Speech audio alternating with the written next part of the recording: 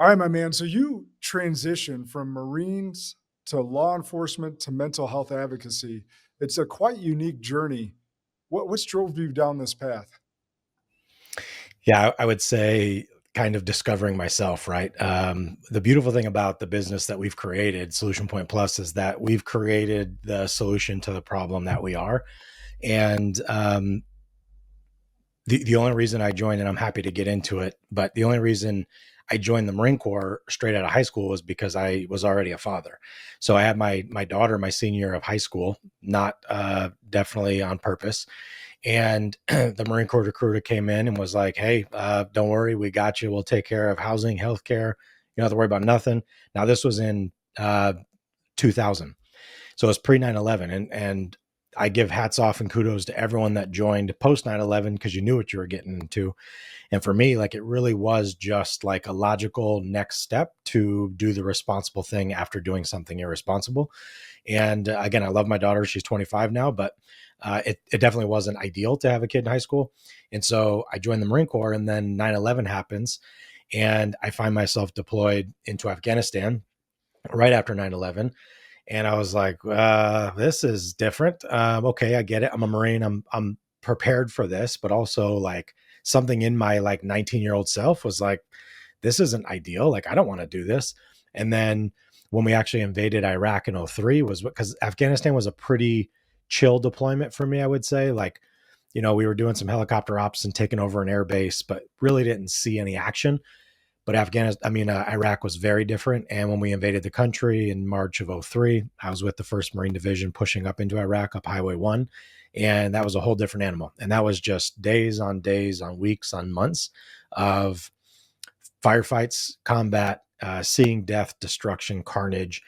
And it absolutely destroyed my life psychologically. And as prepared as I was physically for that, there's nothing in the world that can really prepare you psychologically for what you're exposed to over there.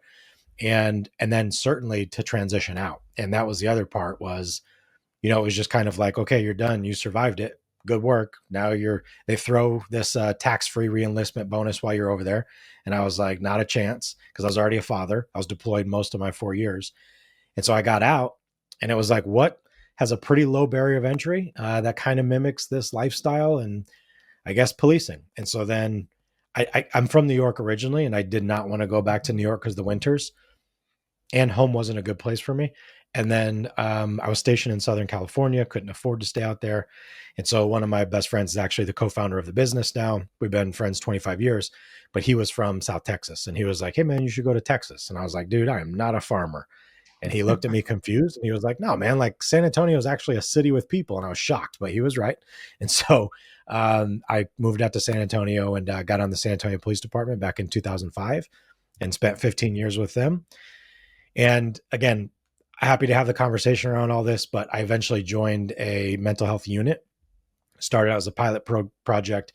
And then in that work, I really discovered like, wait a minute, all these people I'm dealing with in San Antonio that are very sick, like it's not that dissimilar from me and what my life is. And I've just done a way better job of putting this mask on as if everything was okay. But I was a massive hypocrite.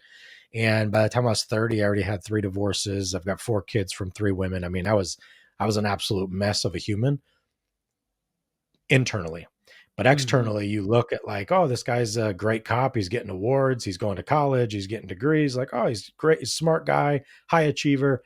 I was a disaster and I was suicidal more than not. But I developed my ability to put a mask on in high school.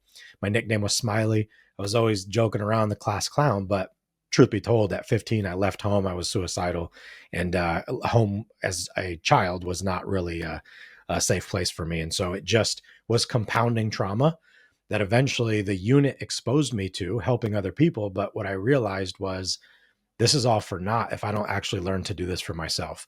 And so then that's when the journey of really discovering who I am, why I am the way I am started. And the better I became at that, the better cop I became, the better friend I became, father, husband, business owner now. Everything else has fallen in place because I learned to prioritize myself.